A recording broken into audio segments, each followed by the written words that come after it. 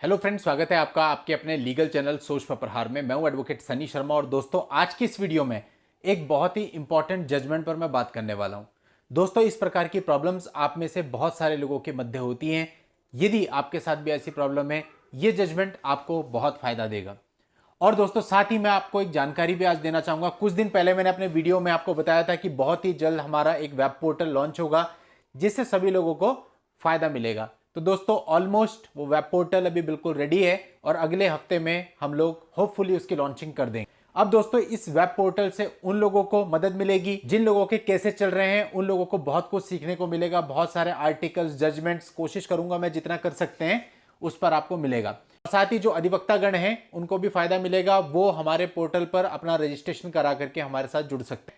इसके साथ साथ उन बच्चों को भी फायदा मिलेगा जो अभी लॉ कर रहे हैं, एज एन इंटर्न हमारे साथ जुड़ना चाहते हैं, वो भी जुड़ सकते हैं। तो दोस्तों, उम्मीद करता हूं कि ये नई पहल कई लोगों के काम आएगी, कई लोगों को मदद पहुंचाएगी। बहुत ही जल्द दोस्तों ये वेब पोर्टल लॉन्च किया जाएगा और जैसे ही इसकी लॉन्चिंग होती है मैं वीडियो में आपको इसकी सूचना दूंगा। तो चलिए दोस्तों, अब मैं आज के टॉपिक पर बात कर लेता हूं। ऐसा होता है कई बार हस्बैंड और वाइफ के बीच में डिस्प्यूट्स हो जाते हैं, क्रियुलिटी होती है, बहुत कुछ आपने देखा होगा और हम डाइवोर्स में चले जाते हैं क्रियुलिटी के बेस पे, डिसर्शन के बेस पे। लेकिन कई बार ऐसा कारण भी होता है कि हस्बैंड और वाइफ के बीच में रिलेशन नहीं बनते।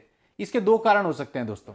एक तो यह है कि कुछ मामलों में जो वाइफ होती है वो मैट्रिमोनियल होम में ज्यादा रहती ही नहीं, वो जो है पेरेंटल होम चली जाती है शादी के कुछ ही दिन बाद और दोनों के बीच में कोई रिलेशनशिप डेवलप ही नहीं होता।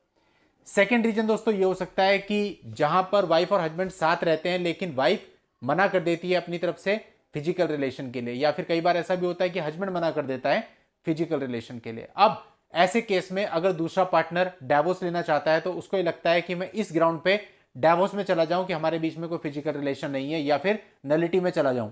लेकिन दोस्तों, इस चीज को साबित करना बड़ा मुश्किल है। कैसे आप इस चीज को साबित करोगे? तो कहीं ना कहीं प्रैक्टिकली वो चीज रहती नहीं, तो आदमी को फिर डाइवोर्स में ही जाना पड़ता है। तो दोस्तों, इस मामले में दोनों पक्षकारों की शादी बिलासपुर में हुई थी और शादी के कुछ ही महीनों के बाद वो पेरेंटल होम आ गए। लगभग 4 साल तक वो लगातार पेरेंटल होम कुछ ना कुछ फेस्टिवल्स पर या बर्थडे पर या किसी और ओकेजन्स पर जाती रही। 2007 में हस्बैंड ने अपनी तरफ से डाइवोर्स फाइल किया और उसने बताया कि वो साथ में नहीं रहती है, उस पर क्रियुलिटी करती है, उसको मेंटली परेशान करती है, उसके फिजिक को लेकर ताने मारती है। सारी चीजें हस्बैंड ने बताई। इस प्रकार से वो मानसिक रूप से बहुत प्रताड़ित हो रहा है। और साथ ये भी बताया कि लगभग 4 साल से वो अपने पेरेंटल होम में रह रही है। अब जो फैमिली कोर्ट है उसने हस्बैंड की जो पिटीशन थी वो रिजेक्ट कर दी थी। अब हस्बैंड इसके खिलाफ छत्तीसगढ़ हाईकोर्ट में गया था। हाईकोर्ट ने पूरे मामले को देखा और पूरे मामले को देखने के बाद ये कहा कि जो ये फिजिकल रिलेशनशिप होता है ये हस्बैंड और वाइफ के बीच में अहम रोल निभाता है, बहुत जरूरी है। और यदि कोई एक पार्टनर फिजिकल रिलेशनशिप के लिए मना कर देता है, फिजिकल संबंध में आने से मना कर देता है, तो ये दूसरे पार्टनर पर क्रियुलिटी है। दोस्तों, सुप्रीम कोर्ट ने भी सन 2014 में ऐसी एक वर्डिक्ट दी थी जिसमें बताया था कि रिलेशंस बनाने के लिए मना करना दूसरे पार्टनर पर क्रियुलिटी होगी। और दोस्तों, इस मामले में छत्तीसगढ़ हाईकोर्ट ने हस्बैंड की तरफ से जो पिटीशन थी उसको स्वीकार कर लिया और हस्बैंड को डाइवोर्स की डिग्री मिल गई।